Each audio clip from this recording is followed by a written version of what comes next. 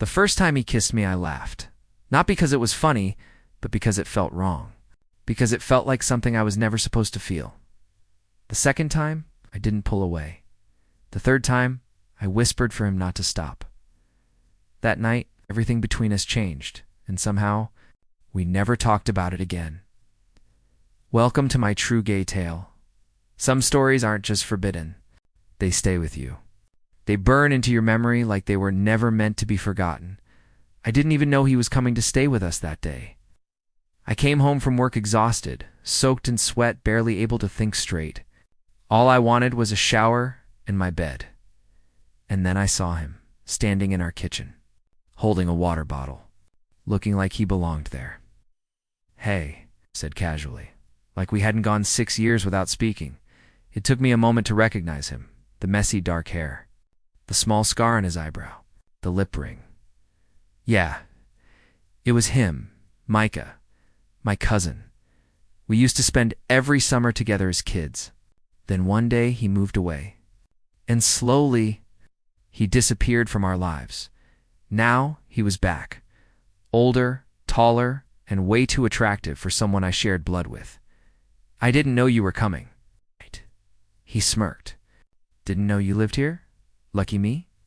That line shouldn't have meant anything, but it did. My heart skipped. He was staying for 2 weeks. While his mom handled some personal issues, a breakup, needing space, something like that, I didn't ask much. My mom just said, "Be nice to him." Left for a night shift. So there we were. 2 cousins. 1 house. No parents. The first few nights were normal. We watched Netflix. Shared snacks. Talked about random stuff. Nothing personal. He slept on the pull-out couch in the living room. Sometimes without a shirt, arms behind his head. Like he knew exactly how good he looked. I caught myself staring. Way too much. And one night, I think he noticed, because he smiled. Not in a teasing way, in a knowing way. Like he already understood. By the 4th night, something shifted. It was late. After 1 a.m., I was lying on the couch. Scrolling through my phone, he walked in wearing boxers and a tank top. Could smell his body wash. Clean, fresh. The kind of scent that hits harder when it's on someone you're not supposed to want. He sat down next to me, way too close. I didn't move. I couldn't.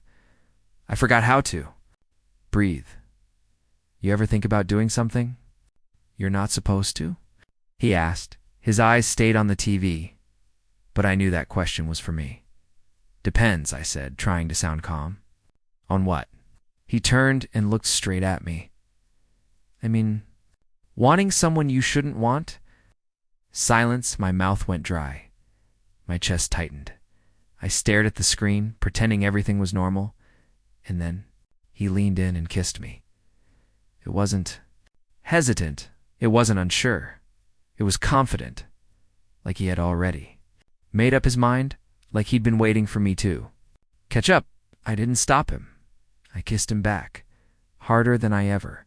Pet. I grabbed his neck, holding on like I was afraid of falling apart. I felt him smile against my lips. He pulled back slightly and whispered, "Still think we're not supposed to?" I don't remember if I answered. All I remember is how close we were, how real it felt, how impossible it felt that night. We crossed a line, not with words, with feelings, with connection, with emotions. We couldn't control anymore. We fell asleep on the floor, tangled together like 2 people who had finally admitted what they'd been denying. And in the morning, he acted like nothing happened. That was the strangest part, not what we did, but how normal he was. He was in the kitchen making breakfast, humming, smiling, like my world hadn't just been shaken, like I wasn't carrying 1,000 questions in my heart, like nothing had changed. I stood there watching him moving around like it was his home, like I was just someone he lived with, not someone whose life he had just turned upside down. He noticed me and smiled. "Morning, sleepyhead." I nodded, grabbed a glass of water, said, "Nothing." My body felt tired, not in a bad way, in a quiet way, like something inside me had been opened and could never fully close again. He placed a plate in front of me, eggs, toast, hot sauce. You okay? He asked. I shrugged. Are you? He paused just for a second, then nodded. I've never been more okay. And that's when I realized. Some stories don't end with answers. They end with silence and memories that never leave. We didn't talk about it, not really. Not about what it meant. Not about whether we had crossed a line we couldn't step back from, but something had changed. I could feel it. His eyes stayed on me longer. His hand rested on my arm when we sat too close on the couch. His shoulder brushed mine in the hallway.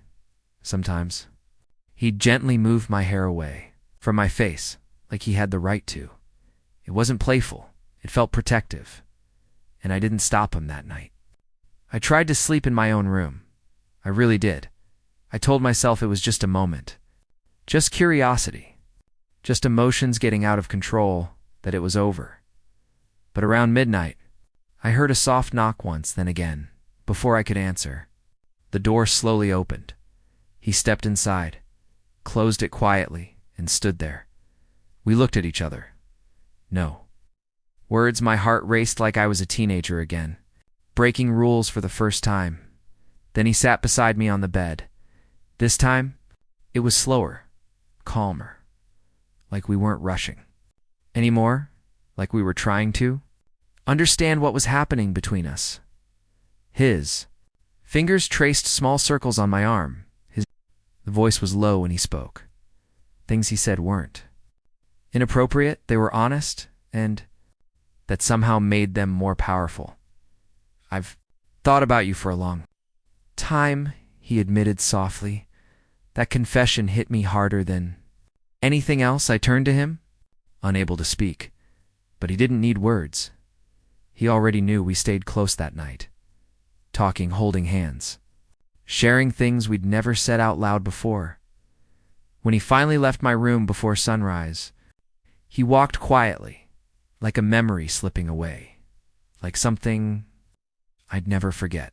The next few days were harder, not because of what happened, because of what didn't. He became distant again, still smiling, still joking, but no longer close. No more quiet touches.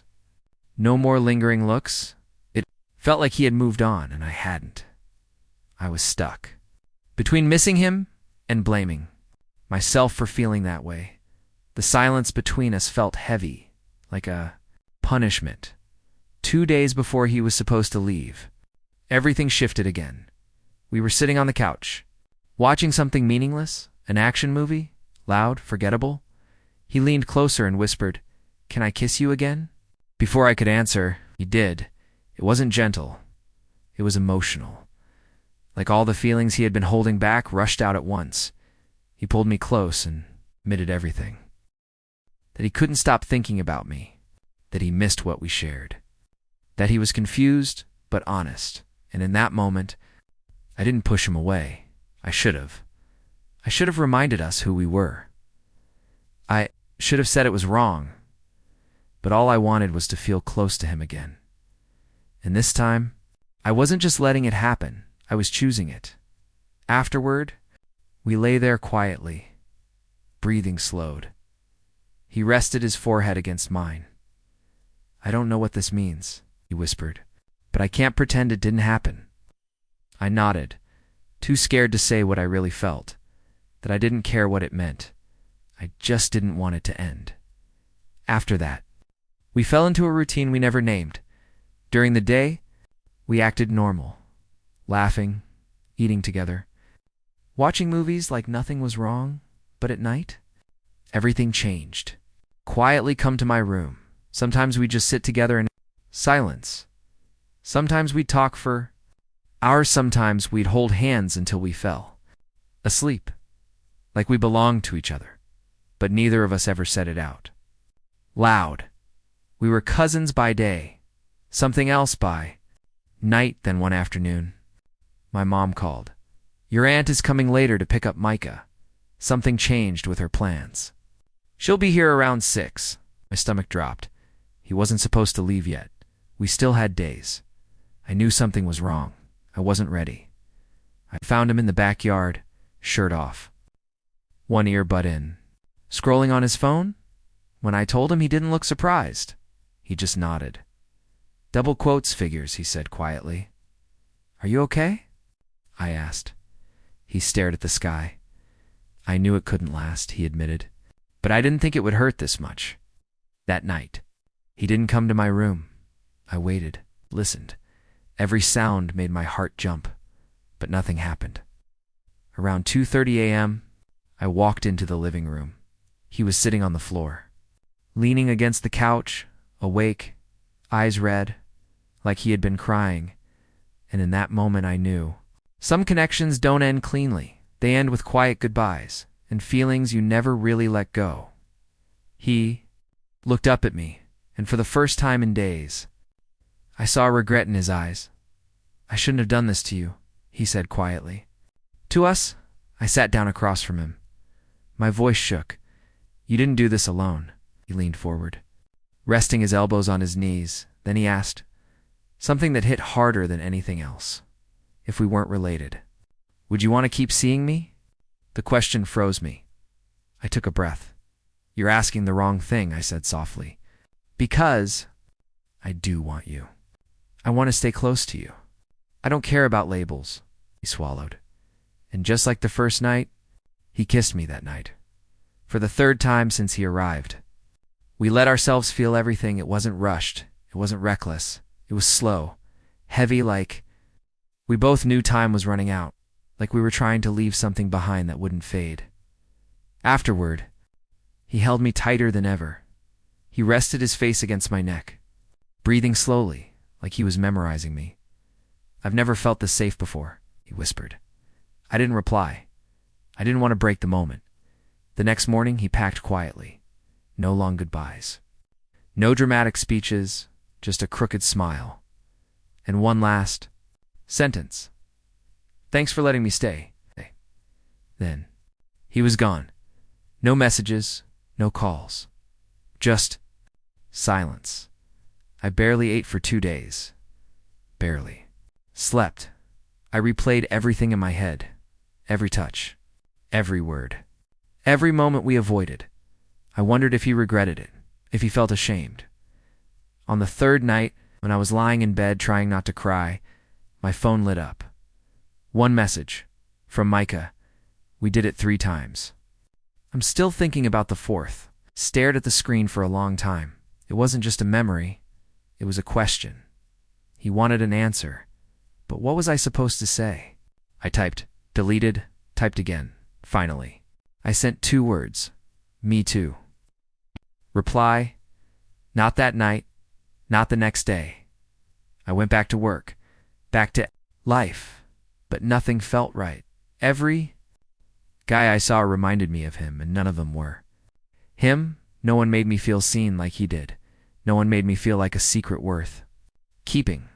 I hated that he still had power over me, and I hated myself for missing him.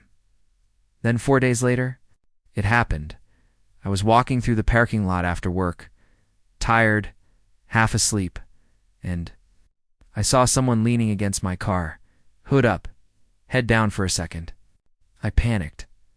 Then I heard his voice. You didn't block me? So I figured I could come back. My heart stopped. Micah. He looked up. Same smile. Same eyes. Hey, he said. Still got room on the couch? I didn't ask questions. I just grabbed his hoodie and kissed him under the parking lot lights. I didn't care who saw. In that moment, nothing else mattered. Back at home. We barely spoke. He dropped his bag, took off his shoes, looked at me like he was seeing me for the first time again. I told my mom, I need space, he said. I said I'm staying with a friend. He paused. I didn't tell her that friend is you. I nodded slowly. Are you sure? I asked. He stepped closer. No, he admitted. But I've never felt anything like this before. Was the moment? Not the past? Not the secrets? This honesty? This courage? This fear? We weren't pretending anymore. This was real. That night was different. No tension. No shame. We were gentle, open, free like the secret didn't control us anymore. We did. He held me like he was home. You're not just my cousin, he whispered.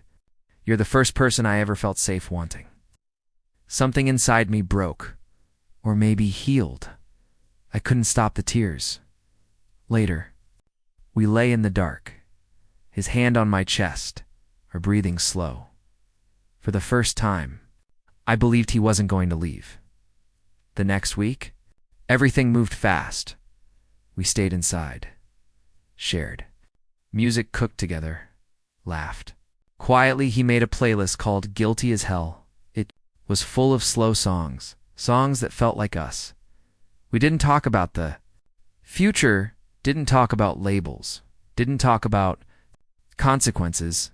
We just existed together. And it was enough. Then one morning, he said something that changed everything. I told my mom I'm thinking about moving here. My heart raced. Seriously? He nodded. She thinks it's for work. She doesn't know it's for you. That hit harder than anything else ever had. And if she finds out, I asked. He took my hand. Then we deal with it. That was when I let myself believe. Maybe this could work. Not forever. Not perfectly. But real. I wanted him to stay. For real? It happened on a Wednesday. We weren't doing anything risky. Just lying under a blanket, watching an old movie, not really paying attention. His arm around me, my head on his chest. It felt safe. And for once, I wasn't afraid of what came next. It felt simple. Real, safe. Then the front door opened at first. I thought I imagined it, until I heard my mom's voice. I left my charger. She stopped mid-sentence. Micah and I sat up instantly, like we'd been shocked, awake. My mom froze. Her face went pale. Her eyes moved between us, trying to understand what she was seeing. The blanket, how close we were, how quickly, pulled apart, like we'd been caught doing something we weren't supposed to. What's going on? She asked. Her voice was shaking. Neither of us answered. The silence was louder than any lie. I stood up. Micah stayed on the couch, staring at the floor. Mom, don't. She cut me off. Don't lie. Just tell me what this is. I looked at her and I saw it. Not anger, not disgust, pain like she felt betrayed. Is this why he came back? She whispered. Is this what's been happening in my house? I couldn't breathe. My body felt numb, like I wasn't even there anymore. We didn't plan this, I finally said. It just happened. She turned to Micah. He still didn't look up. Your family? She said sharply. Your blood. That word hurt. It felt poisonous. We know, I said quietly, but we're human, and we didn't choose. This, she didn't yell, she didn't cry. She picked up her charger and walked out. Silence she left behind was unbearable. Micah spoke first. She's going to tell my mom? I nodded, tears filled my eyes. Yeah, probably. Then he asked softly, This is over, isn't it? That broke me. I turned to him. Do you want it to be? He didn't answer. He stood up, grabbed his Huda, and walked into the guest room. I didn't sleep that night. I didn't cry either. I was empty. Her words kept repeating in my head. Your blood. Like that, erased everything we felt. The next morning, he was gone. No note, no goodbye. Just gone. Only memories left behind. His scent. His playlist, his presence. 3 days passed. No message, no call. I sent one text. Are you okay? No reply. And somehow, I understood then, late Sunday night, I got a message, not from him, from Aunt Lena. I don't know what happened between you two, but please don't contact him again. My hands went cold. It was over. I sat in the dark, remembering everything, the way he looked at me, the way he whispered, the way I never stopped him not once, because part of me wanted to break the rules. If it meant being with him, what mattered wasn't how many. Times what mattered was that it was real, even if it wasn't. Allowed, even if no one understood. A month. Past. 30 days of silence. No messages, no late night calls. I checked. His social media, more than I'd ever admit. One photo. A blurry city skyline. Caption. Starting over. Didn't know where he was, I just knew it wasn't. Here, the hardest part wasn't missing. It was pretending I didn't. Pretending. Songs didn't remind me of him. Pretending the word family didn't hurt. Pretending. I didn't dream about him. I still had his playlist. I still had his hoodie. I still remembered his words. You're the first person I ever felt safe wanting. Then one quiet Wednesday night, I got a message from Micah. Can I see you one more time? Just to say goodbye properly. My hand shook. I waited an hour before replying. Then I typed, if you come. Don't make me let you go again. 2 minutes later, he answered, I can't promise. That he came that night wearing the hoodie I gave him, looking tired, older, like he hadn't been sleeping. Either we didn't hug, didn't sit down, we just stood. They're close, trying to pretend this was. Okay, I'm leaving the state, he said. I got a job. It's real this time. I nodded. My throat burned. Is this what you want? I asked. He looked down. No, but it's what I have to do. I don't know who leaned in first. We kissed slowly, softly, like an apology. Not passion, not desire, just heartbreak. When we pulled apart. His eyes were wet. You're going to forget me, he whispered. I shook my head. You're part of me now. I'll never forget. That night, we didn't repeat the past. We didn't pretend. We just held each other. For hours in the dark, 2 boys, 2 cousins, caught between love and rules at sunrise. He stood up. No drama, no begging, just one last look. We'll never talk about this again, he said. I nodded, but we'll always remember. And we did. Even now, years later. When that playlist plays, when I pass that couch, when I smell that familiar scent, I think of him. We never spoke again. No messages, no calls, nothing, but I believe. Somewhere inside him. He remembers too, that one summer, that one love, that story we were never allowed to tell and never forgot.